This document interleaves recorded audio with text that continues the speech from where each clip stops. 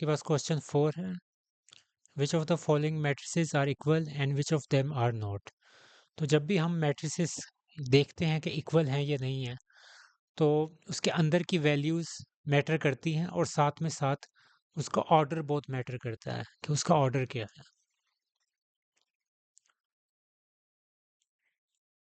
अभी मैं आगे आपको बताता हूँ। उसकी डेफिनेशन में एक लफ्ज़ आता है, the corresponding values must be equal. तो मैं वो आपको बताता हूँ corresponding वैल्यूज क्या होती हैं। अभी सबसे पहले हम ऑर्डर निकालेंगे जो हमने पिछले क्वेश्चंस में किए हैं। एक रो है, एक ही कॉलम है, तो इसका ऑर्डर आ गया 1/1। एक रो है और दो कॉलम्स है, ये पहला कॉलम आ गया क्योंकि आप वर्टिकल लाइंस लगाते हैं इस तरह। तो एक रो, दो कॉलम्स, तो पहले रो लिखते हैं और उसके बाद कॉलम्स लिखते हैं।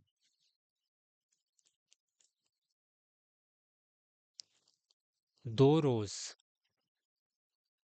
और एक कॉलम, तो 2/1 आ गया।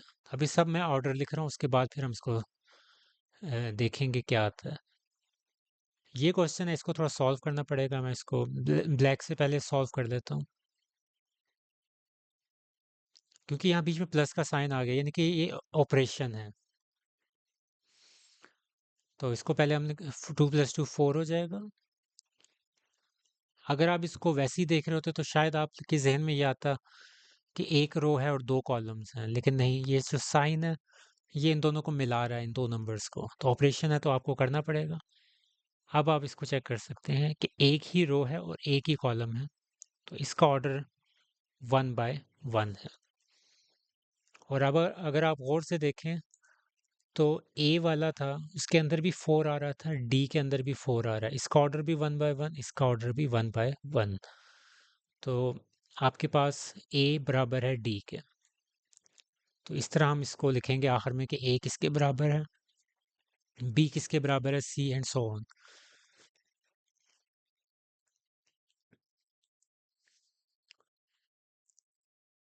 ई वाली जो है इसको भी हम सॉल्व कर लेते हैं, इसको मैं नीचे ही सॉल्व कर लेता हूँ, यहाँ थोड़ा सा।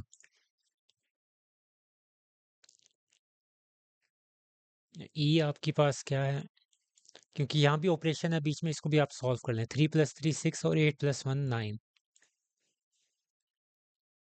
तो 3 + 3 आपके पास आ जाएगा 6 और 8 + 1 9।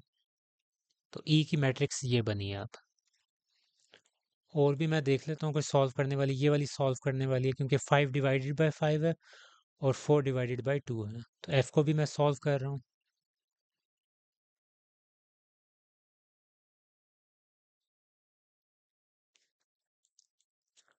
5/5 आपके पास हो जाएगा 1। 4/2 आपके पास हो जाएगा 2। तो ओवरऑल अगर आप देखें तो लुक उसकी कैसी बनी हुई थी। अगर ऑपरेशन वो ना करते, हम डिवाइड ना करते, तो शायद आपके जहन में आता कि ये 2/2 की मैट्रिक्स है, दो रोज दो कॉलम्स है। लेकिन जैसे हमने उसको सॉल्व किया, वो आपकी जो मैट्रिक्स थी वो रिड्यूस हो गई है 1/2 के अंदर। ये वाली मैट्रिक्स ऐसे ही है, इसके अंदर कोई ऑपरेशन नहीं है, इसको वैसे ही रहने दें। जे में ऑपरेशन एक आ रहा है, ये 16/2 वाला।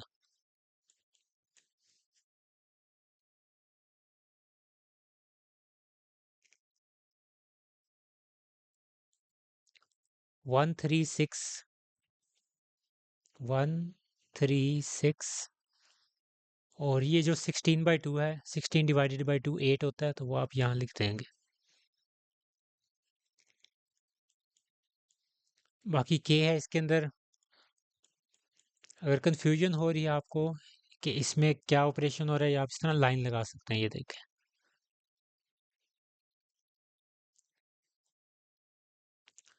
तो ये जो नंबर्स हैं 3 + 2 ये मिले हुए हैं और 4 + 2 ये मिले हुए हैं, तो ये ऑपरेशन होगा, इसको आप सॉल्व करेंगे और फिर आपके पास ये 3/3 की मैट्रिक्स बनेगी।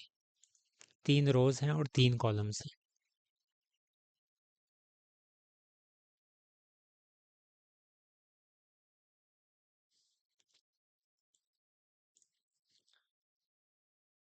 1 2 3 प्लस 2 5 0 3 4 2 4 प्लस 2 6 3। ये के की वैल्यू आ गई और एल की वैल्यू सॉल्व भी है।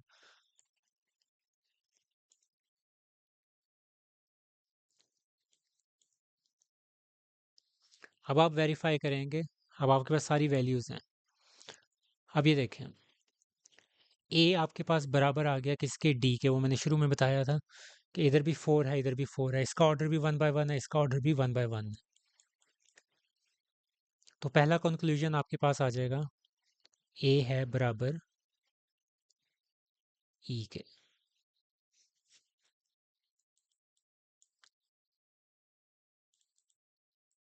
सॉरी, डी के।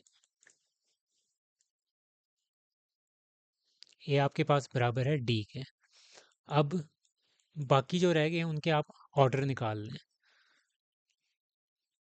जी का ऑर्डर क्या आ जाएगा, 2 रोज हैं, 2 कॉलम्स हैं, 2 बाय 2।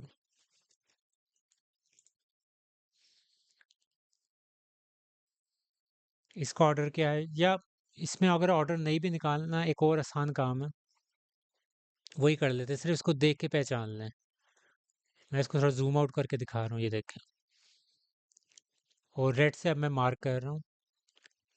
ई किसके बराबर है, 6 9 है ना, ऊपर 6 है नीचे 9 है, सी के बराबर है। ये देखें, ऊपर 6 है नीचे 9 है, तो सी बराबर है ई के।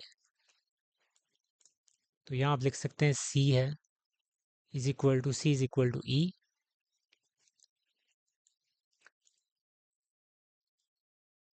अब मैं आपको बताता हूँ कि कोरस्पॉन्डिंग एलिमेंट्स का क्या मतलब है। कोरस्पॉन्डिंग, अब ये देखें, कहने को एल का ऑर्डर क्या है, 3 रोज हैं, 3 कॉलम्स हैं, 3 बाय 3 ऑर्डर हो गया।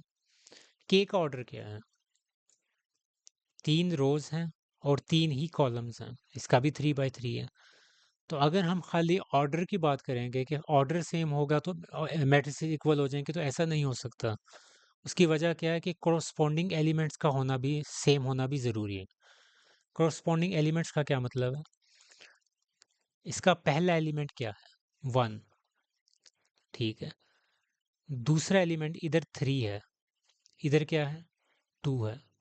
तो ये मैच नहीं कर रहे। बाकी बेशक हर चीज़ मैच कर रही है। ये देखें, 5 आ रहा है बाद में, इधर भी 5 आ रहा है, इधर 0 आ रहा है, 0 3 3 4 4 2 2 6 6 और 3 3। बाकी सारे जो करस्पॉन्डिंग एलिमेंट्स मैच कर रहे हैं, लेकिन एक एलिमेंट मैच नहीं कर रहा, वो ये है 3 और यहाँ 2। तो इस वजह से जो एल है वो के बराबर नहीं है, बल्कि इसके बरक्स। अब अगर एच को देखें तो एच के बराबर है। 1 आ रहा है, फिर 2 आ रहा है, फिर 5 आ रहा है, 0 3 4 और 2 6 3। तो आप लिख सकते हैं कि एच इज इक्वल टू के।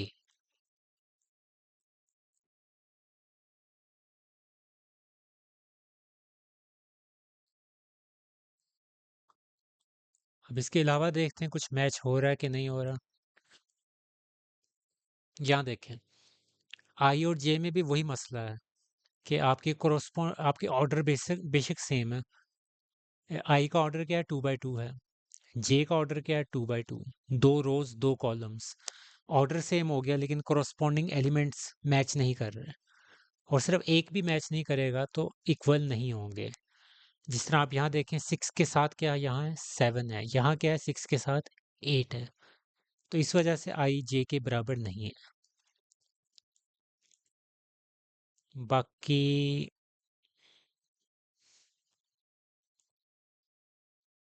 और जे जो है 1368 है, और जी जो है वो भी 1368 है, तो ये मैच कर रहे हैं। जे और जी ये मैच कर रहे हैं, तो जे इज इक्वल टू जी।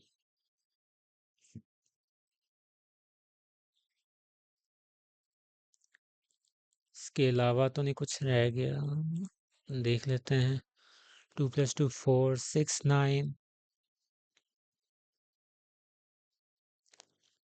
तो यही आपके आंसर है जो मैंने नीचे लिख दिए हैं कि ए के अंदर 4 आ रहा था, डी के अंदर 4 आ रहा है। मैं इसको रिवाइज करवा रहा हूँ। ए के अंदर 4 था, डी को आपने सॉल्व किया, उसके अंदर भी 4 आया। ऑर्डर भी सेम है और कोरस्पॉन्डिंग वैल्यूज भी सेम है। 4 आ रहा है, इधर भी 4 आ रहा है। ए इज इक्वल टू डी हो गया। ये पहला आपका मैचिंग मैट्रिसेस हैं, इक्वल मैट्रिसेस हैं। फिर यहाँ हमने एफ को सॉल्व किया। 5 डिवाइडेड बाय 5 1 आ गया और 4 डिवाइडेड बाय 2 2 आ गया। तो 1 2, तो एफ बराबर हो गया बी के, क्योंकि उसके अंदर भी 1 और 2 ही है। तो ये आपके पास दूसरा पेयर आ गया इक्वल मैट्रिसेस का। उसके बाद इसको सॉल्व करें। 3 + 3 6, 8 + 1 9, तो 6 9 आ गया। तो सी के अंदर भी 6 9 है। तो इस वजह से 6 9 सी आपके पास बराबर हो गया ई के। ये तीसरा पेयर आ गया आपके पास।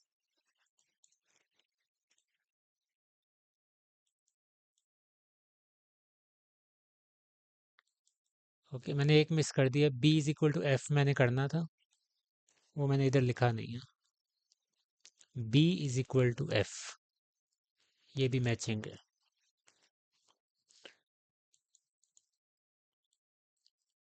फिर आपके पास ये आ गया 1 3 6 8। 16 डिवाइडेड बाई 2 8 होता है।